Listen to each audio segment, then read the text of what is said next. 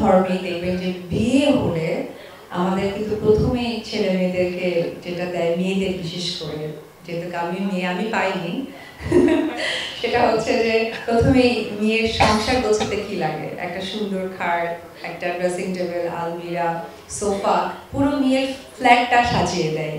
তো এটা আমার আসলে সৌভাগ্য হয়নি, এবং আমার কাছে মনে হয়েছে ফার্নিচার একটা মেয়ের প্রথম জীবনের জন্য একটা স্পেশাল জায়গা রাখে, কারণ সে তার নতুন সংসার সাজাতে কিন্তু প্রথমেই একটা সুন্দর ফার্নিচার তার বাবা মা বা ফ্যামিলির কাছে আর্জি করে যে আমি আমার বেডরুমটা এইভাবে সাজাতে চাই, আমি আমার ড্রয়িং রুমটা সাজাতে চাই। যেমনটা আমার ছেলে হওয়ার পর আমি একটু চিন্তিত হয়ে গিয়েছিলাম, কারণ আমার ছেলে, আমার কাছে মনে হচ্ছিল যে তার একটু বেড বা আলমিরাটা যদি একটু গাড়ি প্যাটার্নের হয়। তো আসলে ওভারঅল মিলে আমরা যেমন সুন্দর স্বাস্থ্যে পছন্দ করি, সুন্দর বাড়িতে থাকতেও আমরা পছন্দ করি।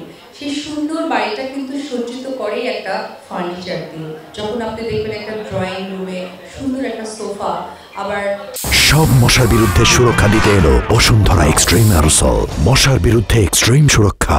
ডাইনিং এ গিয়ে দেখবেন সুন্দর একটা ডাইনিং টেবিল, সুন্দর চেয়ার, এবং পাশে দেখবেন যে ফ্যামিলি লিভিং, সেখানে একটা সোফা সেট, বেডরুমটা একরকম, আমাদের সন্তান যদি হয় মেয়ে, সেটার ফার্নিচারটা অন্যরকম।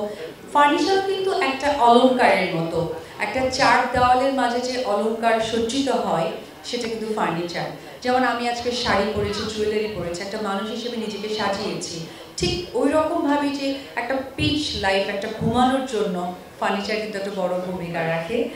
আমাদের ফার্নিচারের ক্ষেত্রে কিন্তু একটা কথা আমরা জানি যে ছাড় পোকা হয়, এবং দেখবেন যে আমরা একটা বিছানা ব্যবহার করছি, একটা সাইড কোনো না কোনোভাবে ফাঁকা হয়ে গেছে, কোনো একটা কাঠের যেটা হয় যে কি একটা ছাড় পোকা বা একটা উলি পোকার মতো। তো এই বিষয়টাও কিন্তু তারা ইনশিওর করেছে। আমি কিন্তু তাদের সাথে অনেকবার মিটিং করেছি, কথা বলেছি, এই কারণে, কারণ আমার কাছে মনে হয়েছে যে যেহেতু এখানে আমি 1 বছর তাদের সাথে ওয়ার্ক করবো, হয়তো বা আপনারা চাইলে আরও অনেক সময় ধরে।